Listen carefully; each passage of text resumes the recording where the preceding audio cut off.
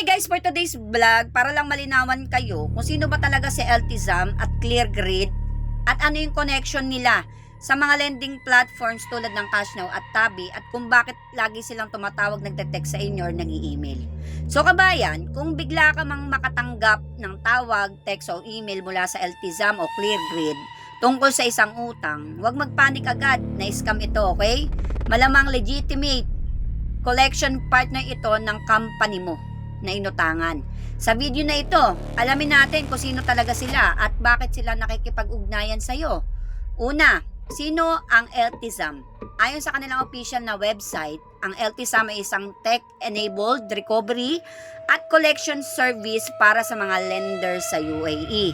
Ibig sabihin, hindi sila ang original na kumpanya kung saan ka nangutang. Sila ay isang third-party collection or third-party partner na kinukuha ng mga bangko, lending applications at ibang financial companies para tumulong sa pag-collect ng mga overdue account. Malinaw din nilang sinasabi, kung nakatanggap ka ng notification mula sa kanila, malamang na-refer na ang account mo sa kanila galing sa lender tulad ng Cashnow, Tabi or bangko. Ibig sabihin, hindi ka na direktang nakikipag-usap sa Cashnow, Tabi o kahit sa bangko man, kundi sa Eltizam na bilang kanilang collection mo o collection arm.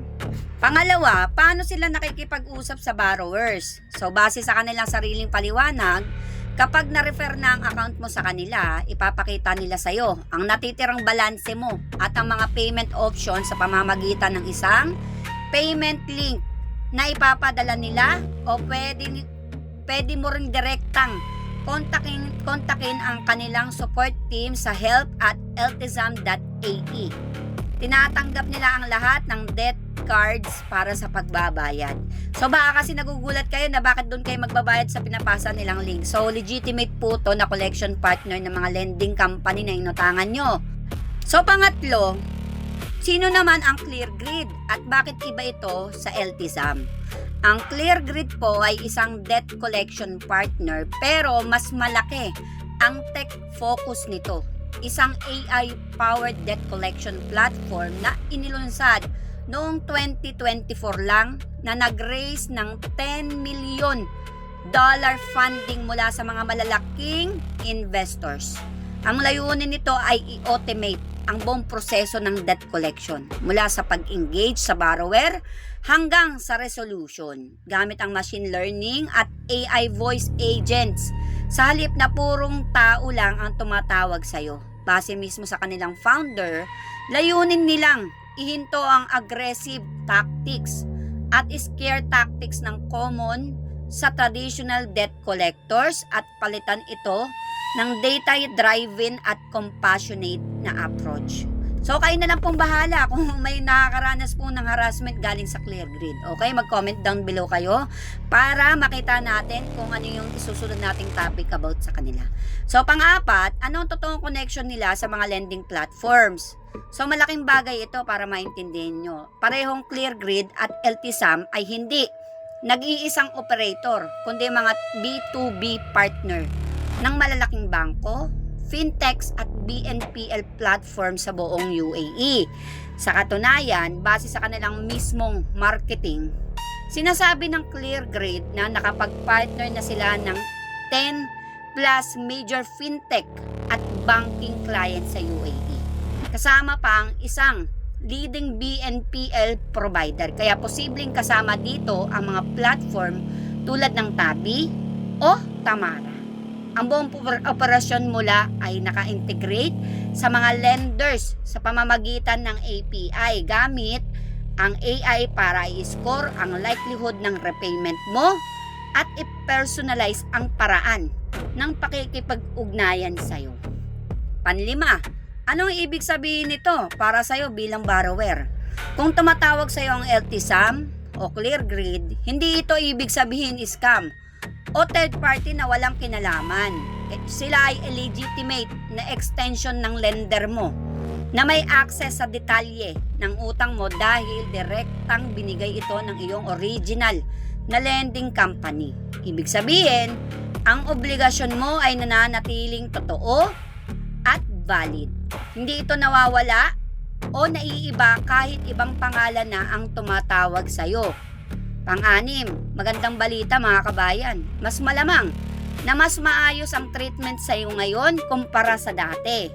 Dahil ang mga bagong generation ng collection companies tulad ng Cleargrid ay malinaw na sinasabing gusto nilang iwasan ang harassment at scare tactics. At ang mga regulator sa UAE ay patuloy na humihigpit sa consumer protection regulations. Mas malaki ang tsansang mas maayos at mas structured ang approach ng mga bagong collection partner na ito kumpara sa mga traditional na aggressive collectors noon.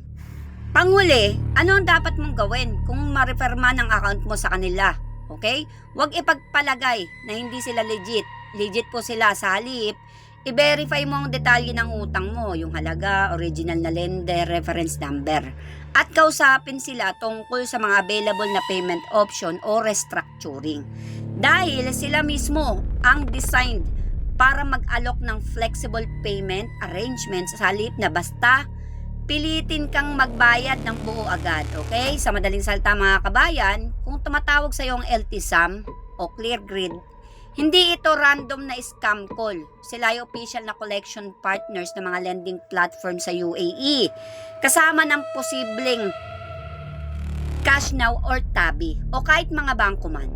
Ang obligasyon mo ay nananatiling totoo pero mas malaki rin ang tsansang mas maayos ang pakikipag-usap dahil design sila para sa mas modernong at mas humane na approach sa debt collection. So disclaimer lang, ang impormasyong ito ay galing sa publicly available na sources tulad ng official na website ng LTSAM at Cleargrid at mga industry news articles. Hindi ito legal advice kasi marami tayong bashers dyan. Kung may nakontak sa inyo na nagpapakilalang si LTSAM sila o Cleargrid, i-verify mo pa rin ang legitimacy sa pamamagitan ng direktang pagtanong sa original mong lender kung na-refer ka man sa kanila. Kung meron man kayong experience sa LTSAM o Cleargrid, good or bad man ito, i-share nyo sa comments para mabasa natin at para magkaroon din ng idea yung mga iba nating kababayan makatulong sa kanila. Okay? So sa mga gusto po ng follow-up video, PM nyo lang po ako or mag-comment down below. So sa mga upcoming vlogs natin, dito na po natin i-upload sa ating YouTube channel, Jara Vlog. So yun lamang po, maraming salamat. Please like and share my video.